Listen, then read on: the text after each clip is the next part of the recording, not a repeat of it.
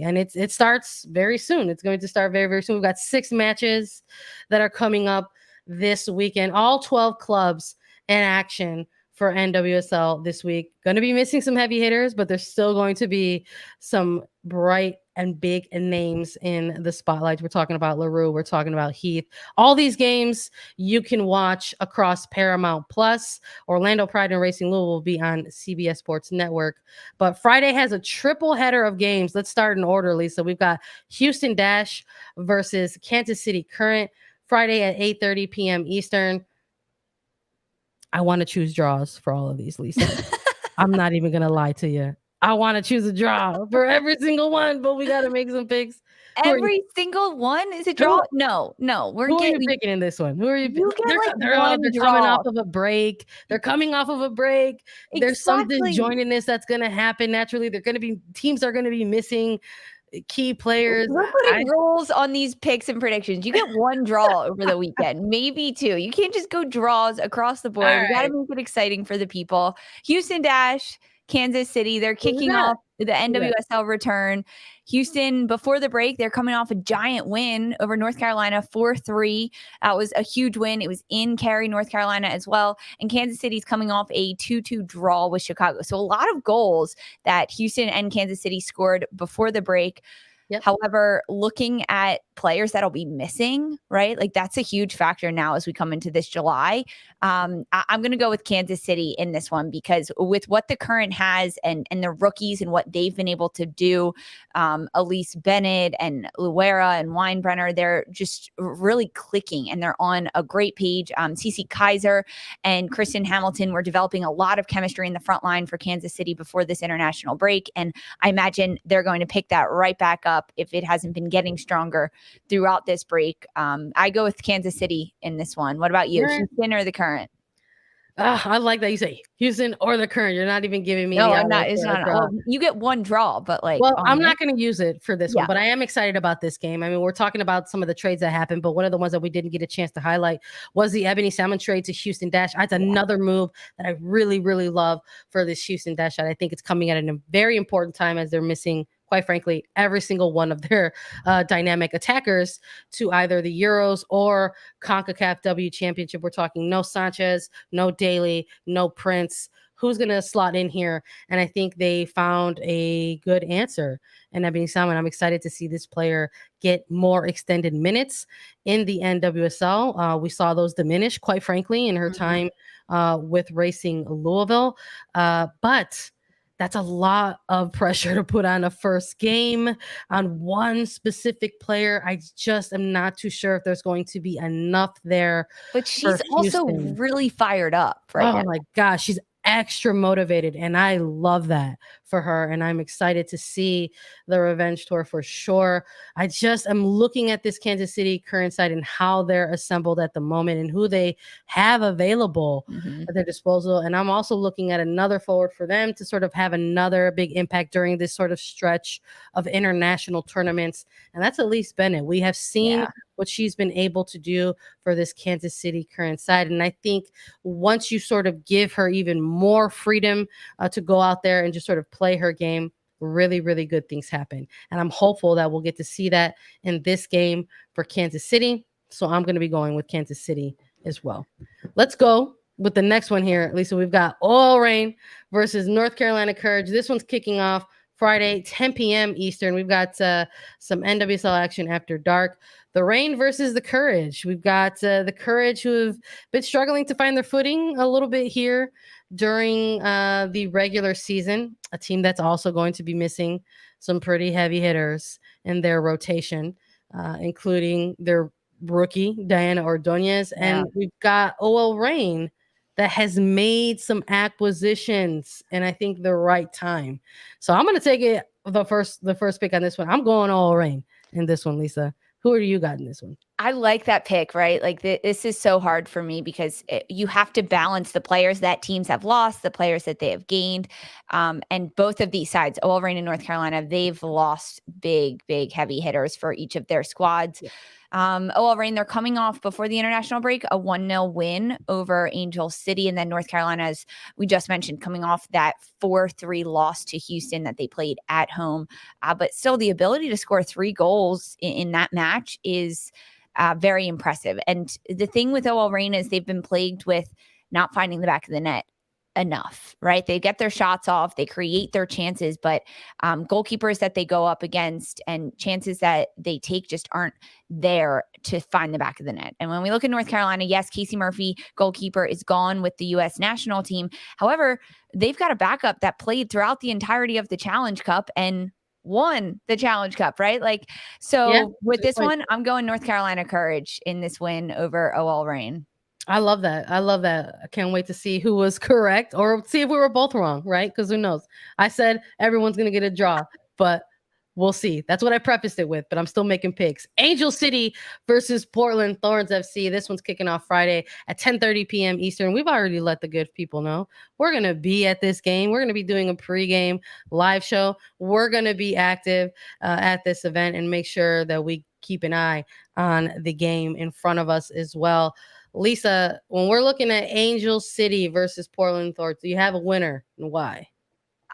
I'm going to be really honest here. I think Angel City's going to win because we're going to be there, and I just want a home win.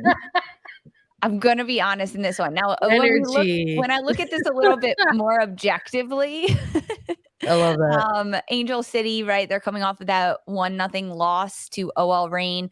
And Portland's coming off of a very, very dominant 6-0 win over Orlando. That was the game that Becky Sauerbrunn got her first goal as a Thorn. It was 2-0 at halftime, and then the Thorns just took off. But we've got to look at players missing. Yep. And with Angel City getting Sydney Leroux, I'm hoping that she gets some minutes on Friday night as well. I'm sticking with Angel City in this one. They're at home. I mean, we'll be there. So, yeah. Listen, I'm not picking against LA when I'm going to LA specifically for this game. I'm going with Angel City in this one. I hope we get a riveting, competitive, exciting match. I'm with you, though. I'm looking at the absences for these teams, whether it's an Angel City that is going to be without Kristen Press for the remainder of the season, or a Portland Thorns side that is going to be missing Christine Sinclair, Sophia Smith. These are players who have been largely responsible for their offensive production in front of goal.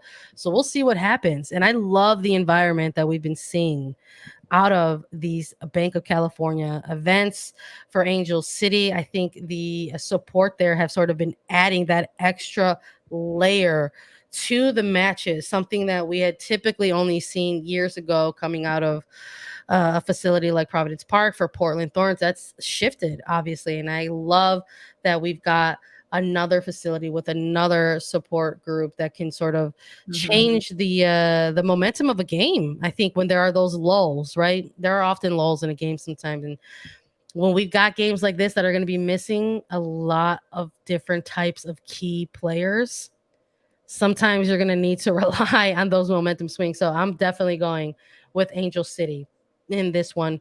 We've got one game on Saturday, Lisa, and it's New Jersey, New York, Gotham FC versus Chicago Red Stars. This one's kicking off on Saturday, 7 p.m. Eastern, catching on Paramount Plus. Lisa, you got a winner in this one?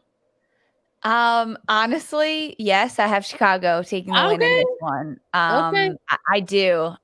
Because with Gotham, right, they're missing Christy Mewis, they're missing Pertz, they're missing Ifioma Anamano, isn't she away as well? Yep. Yeah, just missing a lot of people and a lot of depth for Gotham. And they're coming off of a stifling 3-0 loss to San Diego before the international break.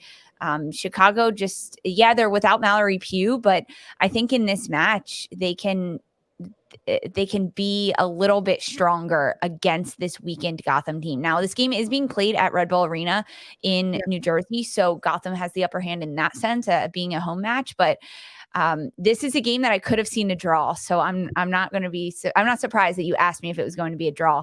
However, no, I see Chicago taking the win in this one. Listen, I love it. It's music to my ears. Draws.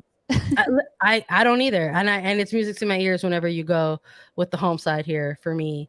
I love it, but I'm absolutely saving my draw for this game. I just think when we're looking at just even the attacking pieces for both of these teams, oh man, prepare yourself. This one might be a slug fest in the middle of the park specifically. That's where I'm going to be looking for the action to be taking place between these two teams. Who's going to take control of that midfield and try to work that to their advantage? No Pugh for Chicago Red Stars. No Bianca St. George's for the Chicago Red Stars as well. Someone who has sort of shown that they are, really integral to Chicago's, building the attack. And like you said, no Anumanu, no Purse, no Christy Mewes. Is this going to be the Paige Monahan show? I don't know. We'll see. We'll see what happens, for Gotham and Chicago. I just don't know if there's enough, quite frankly, for either side. Will this be a 0-0 draw? I don't know. I hope not, but I do think it's putting a score line on it. I hope not, but I hope I'm correct in that it's going to be a draw, because I was saving my draw specifically for this one. So we'll see. Hopefully you're correct, Lisa. I would love to come on here and be like, yes, way to go. Good job for picking the Red Stars. San Diego Wave versus Washington Spirit, doubleheader for Saturday. This one's kicking off at 5 p.m. Eastern on Paramount Plus. Another game. You go first in this Another game. We got to talk about who's missing. No Alex Morgan. No. For San Diego Wave, we're talking about 1 million players missing for the Washington Spirit. I'm exaggerating, of course, but listen, the handful of players, eight or nine, 7 to the U.S. and then I think 1 to Mexico. I'm going to go 8 or 9 players. Yeah, it's about 8 players. I believe Rotter is also away in Euros. There's a chunk of. I mean, you're talking about nearly an entire starting 11 who is absent for the Washington Spirit. And then you're going to be missing players for San Diego with no Jacobson, no Morgan. These aren't any slouches for San Diego, right? These are players who are producing offensively in the attack for this team. Maybe I should have saved my draw for this one, quite frankly, but I didn't. So I'm going to be going for San Diego in this one. I want to see the Casey Stoney game where the depth of the team comes out and gets the result. And I think this could be the game. I love that you picked San Diego. That would be my second choice if I were to pick 2 different choices in this game as to what would happen. But my first choice is going to be a draw between San Diego and Washington. It's just too close between these two sides. It's the first time we're seeing them play against each other and not full strength. So I'm a little bit saddened by that, because I would love to see full strength San Diego against full strength, healthy, fit Washington Spirit and really see these teams go at it. I still think it'll be a really good matchup, and that's why I'm giving it a draw. I'm thinking we'll get some goals. I'm hoping for like a 1-1 draw, but I still, without all of the force that both of these sides have, and Washington is missing so many players. I know they've signed a number of like national team replacement players, as a lot of these clubs have, but finding that cohesiveness and being able to create that rhythm and that consistency in such a quick turnaround, I don't see it. This game is also being played in San Diego as well. So I would give the upper hand to San Diego in that sense, but I'm going to go with the draw between Casey Stoney and Chris Ward's sides. Listen, I respect it. I love a draw, and I love when a draw prediction becomes correct. But we'll see between those 2 games that we just chose draws on and how they shake out. Orlando Pride versus Racing Louisville. Last one for Sunday, 8 p.m. Eastern time kickoff. This one on CBS Sports Network. Just going to put it where I see it, and I see Racing Louisville taking this game. A lot of movement for Louisville as well. I think when you're looking at these 2 teams, you can make that same argument for both of them. But they've still got Jess McDonald, and they've still got Hormel, and they've got a Nadia Nadim building on minutes. So I'm looking at Louisville to take this win. How about you? And a Savannah DeMello. Yeah. Cannot forget about a Savannah DeMello in the midfield. I agree with Racing Louisville going to take the win over Orlando. The trade with Orlando losing Sydney LaRue is such an advantage to Angel City and such a detriment to Orlando that this club is going through so much off the pitch, on the pitch with the movement that's happening. Yeah, I give Racing Louisville this upper hand for all of the reasons you said. Jess McDonald, Nadia Nadim getting more minutes, DeMello becoming so much more comfortable. Jalen Howell should be back with the club after her stint with the U.S. for this pair of friendlies this past week. And I think being so many coaches have talked about when players go away to the national team and then come back to their clubs, they've got this national team rub. And I want to see that from Jalen Howell in this match against Orlando. Can he just completely dominate the midfield? It'll be interesting to see Michaela Clough for Orlando going against Jalen Howell for Racing Louisville, that rookie battle in the attacking midfield, defensive midfield roles. And I want to see that battle, but I really want to see it from Jalen Howell.